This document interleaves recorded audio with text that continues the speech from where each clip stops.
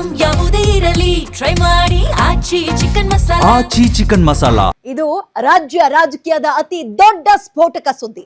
ನಾಯಕತ್ವದ ಕಿತ್ತಾಟದ ಹೊತ್ತಿನಲ್ಲೇ ಒಂದು big blasting story ಇದು. ಆ ದೊಡ್ಡ ನಾಯಕನಿಗೆ ಆ ಒಂದು ಕಾಲ್ ಬಂದಿತ್ತಂತೆ. ಆ ಕರೆ ಮಾಡಿದ ಆ ವ್ಯಕ್ತಿ ಆ ದೊಡ್ಡ ನಾಯಕನಿಗೆ ದೊಡ್ಡ ಆಫರ್ ಅನ್ನೇ ಕೊಟ್ಟಿದ್ರಂತೆ. ಯಾವ ಆಫರ್ ಮತ್ತು ಯಾವ ನಾಯಕ, ಕಂಪ್ಲೀಟ್ ಡೀಟೇಲ್ಸ್ ನೋಡ್ತಾ ಹೋಗೋಣ. ಆ ಬಿಗ್ ಲೀಡರ್ ಯಾರು, ಆ ಬಿಗ್ ಆಫರ್ ಏನು, ಗ್ಯಾರಂಟಿ ನ್ಯೂಸ್ ನಲ್ಲಿ ಪೊಲಿಟಿಕಲ್ ಬಿಗ್ ಎಕ್ಸ್ಕ್ಲೂಸಿವ್ ಅಪ್ಡೇಟ್. ಕುರ್ಚಿ ಕಿತ್ತಾಟದ ಹೊತ್ತಲ್ಲೇ ಈ ಸ್ಟೇಟ್ಮೆಂಟ್ ಇದೆಯಲ್ಲ, ಭಾರಿ ಸಂಚಲನಕ್ಕೆ, ಅನುಮಾನಗಳಿಗೆ ಕಾರಣ ಆಗ್ತಾ ಇದೆ.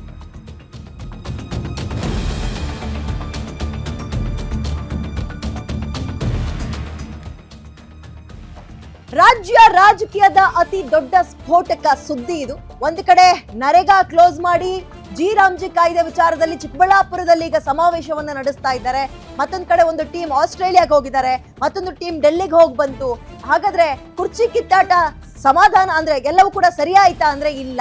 ಒಳಗೊಳಗೆ ಒಬ್ಬೊಬ್ರು ಒಂದೊಂದು ರೀತಿಯ ಇಂಟರ್ನಲ್ ಸ್ಟೋರಿಗಳನ್ನ ಬ್ಲಾಸ್ಟ್ ಮಾಡೋದ್ರ ಮುಖಾಂತರ ಸಂಚಲನಕ್ಕೆ ಕಾರಣವಾಗ್ತಾ ಇದೆ. ಡಿಸಿಎಂ ಡಿಕೆ ಶಿವಕುಮಾರ್ಗೆ ಬಿಗ್ ಆಫರ್ ಬಂದಿತ್ತು.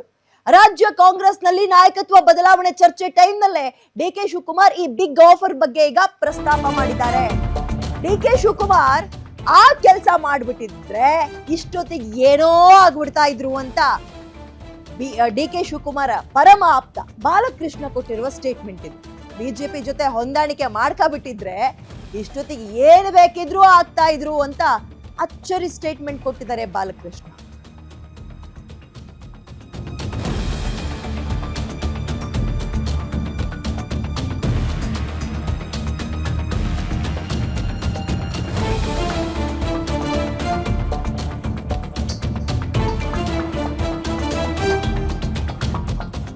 ಡಿಕೆ ಶಿವಕುಮಾರ್ ಬಿಜೆಪಿ ಜೊತೆ ಸಂಪರ್ಕದಲ್ಲಿ ಇದ್ದಾರಾ? ಈಗ್ಲೂ ಪ್ರಶ್ನೆ ಕಾಡುತ್ತೆ.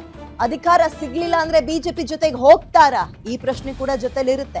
ಒಳಗೊಳಗೆ ವಿಪಕ್ಷ ನಾಯಕರ ಜೊತೆಗೆ ಮಾತುಕತೆ ಕೂಡ ಆಗ್ತಾ ಇದೆಯಾ? Option A, option B, option C ಅಂತ ಈ ರೀತಿ ಚರ್ಚೆ ಮಾಡ್ತಾ ಇರುವ ಸಿದ್ದರಾಮಯ್ಯ ಟೀಮ್ ಜೊತೆಗೆ ಹೈಕಮಾಂಡ್ಗೆ ಈಗ ಮಾಹಿತಿ ರವಾನೆ ಮಾಡಿ ಅದರ ಲಾಭ ಪಡೆಯುವಂತಹ ಲೆಕ್ಕಾಚಾರನ ಗೊತ್ತಿಲ್ಲ.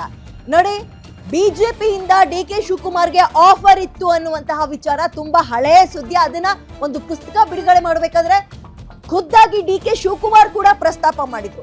ಬಟ್ ಈಗ ಯಾಕೆ ಇದು ಸೆನ್ಸೇಷನ್ ಸ್ಟೇಟ್ಮೆಂಟ್ ಅನ್ನಿಸ್ತಾ ಇದೆ ಅಂದ್ರೆ, ಸಿಚುವೇಶನ್ ಲೆಕ್ಕ ಹಾಕಲಿ. ಟೈಮಿಂಗ್ ನೋಡ್ಬೇಕು ನೀವೀಗ.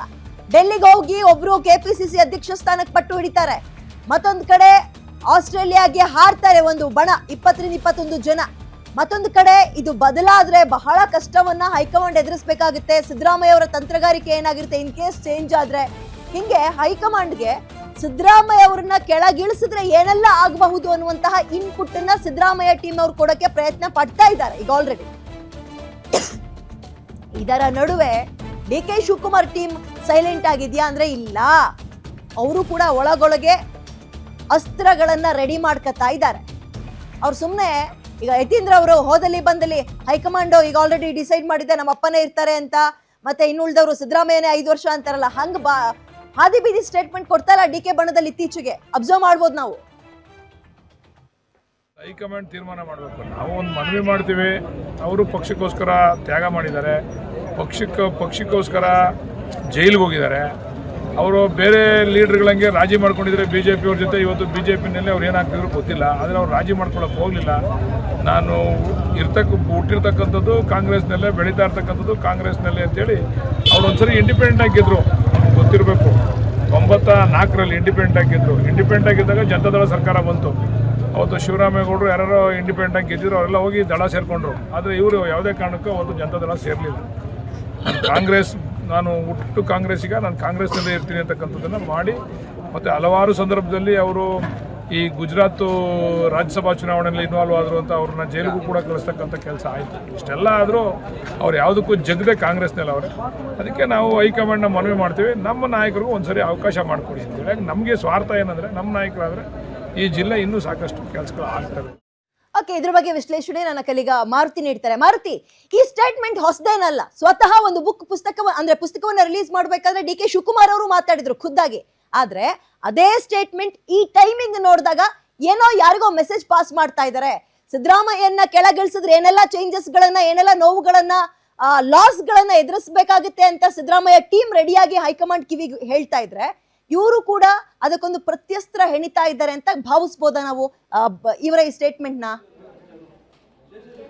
ಖಂಡಿತ ವಿದ್ಯಾ, ಸಿದ್ದರಾಮಯ್ಯ ಅವರ ಟೀಮ್ ಯಾವ ರೀತಿಯಾಗಿ ಮೊನ್ನೆ ಮಲ್ಲಿಕಾರ್ಜುನ ಖರ್ಗೆ ಅವರನ್ನು ಭೇಟಿ ಮಾಡಿ ಸಿದ್ದರಾಮಯ್ಯ ಅವರ ಉಪಸ್ಥಿತಿ ಎಷ್ಟು ಅನಿವಾರ್ಯ, 2028ಕ್ಕೆ ಅವರ ನಾಯಕತ್ವವೇ ಎಷ್ಟು ಅನಿವಾರ್ಯತೆ ಇದೆ ಅನ್ನುವಂಥದ್ದನ್ನು KN ರಾಜಣ್ಣ ಮತ್ತು ಸತೀಶ್ ಜಾರಕಿಹೊಳಿ ಅವರು ಅವರಿಗೆ ಮನವರಿಕೆ ಮಾಡಿಕೊಡುವಂಥ ಒಂದು ಕೆಲಸ ಆದ ಬಳಿಕ ಈ ಕಡೆ DK ಶಿವಕುಮಾರ್ ಅವರ ಟೀಮು ಕೂಡ ಈ ಒಂದು ಹೇಳಿಕೆ ಕೊಟ್ಟಿರುವಂಥದ್ದು ಈಗ ಭಾಳಷ್ಟು ಚರ್ಚೆ ಆಗ್ತಾ ಇರುವಂಥದ್ದು. ಇದೇನು ಹೊಸ ಹೇಳಿಕೆ ಅಲ್ಲ. ಹಿಂದೆ ಹಲವು ಬಾರಿ DK ಶಿವಕುಮಾರ್ ಅವರು ಹೇಳಿದರು, ಪುಸ್ತಕ ಬಿಡುಗಡೆ ಕಾರ್ಯಕ್ರಮ ಆಗಿರ್ಬೋದು, ಅದಕ್ಕೂ ಮೊದಲು ಹಲವು ಬಾರಿ ಹೇಳಿದರು, ನಾನು BJP ಅವ್ರು ಕೊಟ್ಟಂತಹ ಆಫರನ್ನು ಒಪ್ಕೊಂಡು BJPಗೆ ಹೋಗಿದ್ರೆ ನಾನು ಜೈಲಿಗೆ ಹೋಗೋ ಪರಿಸ್ಥಿತಿನೂ ಬರ್ತಿರಲಿಲ್ಲ, ಇಷ್ಟೊಂದು ನನಗೆ ರಾಜಕೀಯವಾಗಿ ಸಂಕಷ್ಟಗಳು ಕೂಡ ಬರ್ತಿರಲಿಲ್ಲ ಅನ್ನುವಂಥದ್ದನ್ನು ಹೇಳಿದರು. ಆದರೆ ಇವತ್ತು ಈಗ ರಾಜ್ಯದಲ್ಲಿ ಚರ್ಚೆ ಆಗ್ತಾ ಇರುವಂಥದ್ದು ಬೇರೆ ಯಾವುದೋ ಅಭಿವೃದ್ಧಿ ವಿಚಾರ ಚರ್ಚೆ ಆಗ್ತಾ ಇಲ್ಲ, ಬೇರೆ ಯಾವ ವಿಚಾರಗಳು ಕೂಡ ಚರ್ಚೆ ಆಗ್ತಿಲ್ಲ.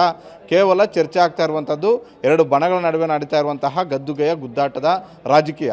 ಮುಖ್ಯಮಂತ್ರಿಯಾಗಿ ಸಿದ್ದರಾಮಯ್ಯ ಅವರು ಮುಂದುವರಿಬೇಕು ಅಂತ ಒಂದು ಬಣ, ಸಿದ್ದರಾಮಯ್ಯ ಅವರನ್ನು ಕೆಳಗಿಳಿಸಿ DK ಶಿವಕುಮಾರ್ ಅವರನ್ನ ಮುಖ್ಯಮಂತ್ರಿ ಆಗಬೇಕು ಅನ್ನುವಂತಹ ಒಂದು ಬಣ. ಅದು ಬೆಳಗ್ಗೆ ಎದ್ದರೆ ಆ ಕಡೆಯಿಂದಲೂ ಹೇಳಿಕೆಗಳು ಬರ್ತಿದ್ದಾವೆ, ಈ ಕಡೆಯಿಂದಲೂ ಕೂಡ ಹೇಳಿಕೆಗಳು ಬರ್ತಿವೆ. ಈ ನಡುವೆ ನಿನ್ನೆ ರಾಮನಗರದಲ್ಲಿ ಮಾತಾಡಿರುವಂತಹ ಬಾಲಕೃಷ್ಣ ಅವರು ಒಂದು ವೇಳೆ ಅಡ್ಜಸ್ಟ್ಮೆಂಟ್ ಮಾಡಿಕೊಂಡು BJP ಅವ್ರ ಜೊತೆ ಹೋಗಿದ್ರೆ ಇವತ್ತು DK ಶಿವಕುಮಾರ್ ಅವರು ಎಲ್ಲೋ ಹೋಗ್ತಿದ್ರು, ಏನೋ ಆಗ್ತಿದ್ರು. ಆದರೂ ಕೂಡ ಪಕ್ಷದ ನಿಷ್ಠಾವಂತ ಕಾರ್ಯಕರ್ತನಾಗಿ ಯಾವುದೇ ಕಾರಣಕ್ಕೂ ನಾನು BJPಯ ಆಫರ್ಗೆ ಮಣಿಯೋದಿಲ್ಲ, ನಾನು ಪಕ್ಷಕ್ಕೆ ದ್ರೋಹ ಮಾಡೋದಿಲ್ಲ ಅನ್ನುವಂಥ ಒಂದು ವಿಚಾರವನ್ನು ಇಟ್ಕೊಂಡೆ ಅವರು ಪಕ್ಷವನ್ನು ಕಟ್ಟಿದರು. ಹೀಗಾಗಿ ಈಗ ಬಾಲಕೃಷ್ಣ ಈ ಸಂದರ್ಭದಲ್ಲಿ ಕೊಟ್ಟಿರುವಂಥ ಒಂದು ಹೇಳಿಕೆ ಹೆಚ್ಚು ಚರ್ಚೆ ಆಗ್ತಿದೆ. ಇದು ಕೇವಲ DK ಶಿವಕುಮಾರ್ ಅವರ ಬಣದಲ್ಲಿ ಅಷ್ಟೇ ಅಲ್ಲ, ಸಿದ್ದರಾಮಯ್ಯ ಅವ್ರ ಬಣದಲ್ಲಿ ಹೆಚ್ಚು ಚರ್ಚೆ ಆಗ್ತಿದೆ. ಹಾಗಾದರೆ ಬೇರೆ ಯಾವುದಾದ್ರೂ ಆಪ್ಷನ್ಗಳನ್ನು DK ಶಿವಕುಮಾರ್ ಮತ್ತು ಅವರ ಬಣ ನೋಡ್ತಾ ಇದೆಯಾ ಅಂತ. ಸಹಜವಾಗಿ ಇದು ಒಂದು ಬಣ ಯಾವುದಾದ್ರೂ ಒಂದು ಸ್ಟ್ರಾಟಜಿ ಮಾಡ್ತಿದೆ ಅಂತ ಹೇಳಿದ್ರೆ ಮತ್ತೊಂದು ಬಣ ಅದಕ್ಕೆ ತದ್ವಿರುದ್ಧವಾದಂಥ ಒಂದು ಸ್ಟ್ರಾಟಜಿಯನ್ನು ಯಾವ ರೀತಿಯಾಗಿ ಮಾಡಬೇಕು ಅನ್ನುವಂಥ ಒಂದು ಲೆಕ್ಕಾಚಾರವನ್ನು ಇಟ್ಕೊಂಡು ಆ ರೀತಿಯಾದಂಥ ಒಂದು ರಾಜಕೀಯ ತಂತ್ರಗಾರಿಕೆ ಮಾಡುವಂಥದ್ದು ಸಹಜ. ಈಗ ಬಾಲಕೃಷ್ಣ ಈ ಹೇಳಿಕೆ ಕೊಟ್ಟಿರುವಂಥದ್ದು ಸಿದ್ದರಾಮಯ್ಯ ಅವರ ಬಣದಲ್ಲೂ ಜೋರಾಗಿ ಚರ್ಚೆ ಆಗ್ತಿದೆ, ಕಾಂಗ್ರೆಸ್ ಪಕ್ಷದಲ್ಲೂ ಜೋರಾಗಿ ಚರ್ಚೆ ಆಗ್ತಿದೆ. ಈ ನಡುವೆ KPCC ಸೋಷಿಯಲ್ ಮೀಡಿಯಾದಲ್ಲಿ ಅಧಿಕೃತವಾಗಿ KPCC ಸೋಷಿಯಲ್ ಮೀಡಿಯಾ ಅಂದಾಗ ಸಹಜವಾಗಿ KPCC ಅಧ್ಯಕ್ಷರೇ ಅಲ್ಲಿ ಪರಮೋಚ್ಚ ನಾಯಕ, ಅದರಲ್ಲಿ ಯಾವುದೇ ಡೌಟು ಕೂಡ ಇಲ್ಲ. ಆದರೆ ಇವತ್ತು ಬಿಂಬಿಸಿರೋದು ನೋಡಿದ್ರೆ ರಾಜ್ಯದಲ್ಲಿ ಸಿದ್ದರಾಮಯ್ಯ ಅವ್ರಿಗಿಂತಲೂ AICC ಮಟ್ಟದಲ್ಲಿ ಮಲ್ಲಿಕಾರ್ಜುನ ಖರ್ಗೆ ಅವ್ರಿಗಿಂತಲೂ ಕೂಡ DK ಶಿವಕುಮಾರ್ ಅವರನ್ನು ದೊಡ್ಡ ಮಟ್ಟದಲ್ಲಿ ಫೋಕಸ್ ಮಾಡುವಂಥ ಒಂದು ಕೆಲಸ ಇವತ್ತು ರಾಜ್ಯ ಕಾಂಗ್ರೆಸ್ನ ಸೋಷಿಯಲ್ ಮೀಡಿಯಾ ಮಾಡಿದೆ. ಈ ಪೋಸ್ಟ್ಗಳು ಕೂಡ ಸಿಕ್ಕಾಪಟ್ಟೆ ವೈರಲ್ ಆಗ್ತಾ ಇದ್ದಾವೆ. ಒಟ್ಟಾರೆ ಒಂದು ವೇಳೆ DK ಶಿವಕುಮಾರ್ ಅವ್ರಿಗೆ ಸಿದ್ದರಾಮಯ್ಯ ಅವರು ಈ ಸ್ಥಾನವನ್ನು ಬಿಟ್ಕೊಡದೇ ಇದ್ದರೆ ಬೇರೆ ಆಪ್ಷನ್ಗಳನ್ನು ಹುಡುಕಾಡ್ತಾ ಇದ್ದಾರೆ ಅನ್ನುವಂಥ ಒಂದು ಸಂದೇಶ, ಜೊತೆಗೆ ನಾವು ಕೂಡ ಸುಮ್ಮನಿರೋದಿಲ್ಲ ಅನ್ನುವಂಥ ಒಂದು ಸಂದೇಶ. ಒಂದು ಕಡೆ ಸಿದ್ದರಾಮಯ್ಯ ಅವರ ಟೀಮ್ಗೂ ಆ ಸಂದೇಶ, ಮತ್ತೊಂದು ಕಡೆ ಕಾಂಗ್ರೆಸ್ ಹೈಕಮಾಂಡ್ಗೂ ಕೂಡ ಆ ಸಂದೇಶವನ್ನು ಬಾಲಕೃಷ್ಣ ಮೂಲಕ ರವಾನೆ ಮಾಡಿದಂತೆ ಕಾಣಿಸ್ತಿದೆ.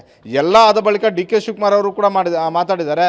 ಬಾಲಕೃಷ್ಣ, ರವಿ ಗಾಣಿಗ ಹಾಗೂ ಇಕ್ಬಾಲ್ ಹುಸೇನ್ನ ಬಾಯಿ ಮುಚ್ಕೊಂಡು ಸುಮ್ಮನಿರಬೇಕು ಅಂತ. ಆದರೆ ಇವರು ಎಷ್ಟು ಬಾರಿ ಅವ್ರನ್ನ ಬಾಯಿ ಮುಚ್ಚಿ ಅಂತ ಹೇಳಿದ್ರು ಕೂಡ ಪ್ರತಿದಿನವೂ ಕೂಡ ಮಾತಾಡ್ತಾರೆ. ಹಾಗಂದ ಮಾತ್ರಕ್ಕೆ ಸಿದ್ದರಾಮಯ್ಯ ಅವ್ರ ಬಣದಲ್ಲಿ ಮಾತಾಡ್ತಿಲ್ಲ ಅಂತಲ್ಲ, ಸಿದ್ದರಾಮಯ್ಯ ಅವ್ರ ಬಣದಲ್ಲೂ ಸಿದ್ದರಾಮಯ್ಯ ಹೇಳೋದಕ್ಕಿಂತಲೂ ಹೆಚ್ಚಾಗಿ ಯತೀಂದ್ರ ಸಿದ್ದರಾಮಯ್ಯ, ಜಮೀರ್ ಅಹಮದ್ ಖಾನ್ ಸೇರಿದಂತೆ ಹಲವು ನಾಯಕರುಗಳು ಮಾತಾಡ್ತಾಳೆ ಇದ್ದಾರೆ. ಹೀಗಾಗಿ ಒಂದೊಂದು ಹೇಳಿಕೆ, ಒಂದೊಂದು ಮಾತು, ಒಬ್ಬೊಬ್ಬ ನಾಯಕ ಕೊಡುವಂತಹ ಹೇಳಿಕೆಗಳು ಕೂಡ ಕಾಂಗ್ರೆಸ್ ಹೈಕಮಾಂಡ್ಗೆ ಒಂದು ಸಂದೇಶವನ್ನು ರವಾನೆ ಮಾಡುವಂಥ ಒಂದು ನಿಟ್ಟಿನಲ್ಲೇ ಇದ್ದಾವೆ. ಬಿಟ್ಟರೆ ಪಕ್ಷದ ಅಥವಾ ಸರ್ಕಾರಕ್ಕೆ ಪೂರಕವಾದಂಥ ಒಂದು ವಾತಾವರಣ ಅಂತೂ ಕಲ್ಪಿಸ್ಕೊಡ್ತಾ ಇಲ್ಲ ವಿದ್ಯಾ.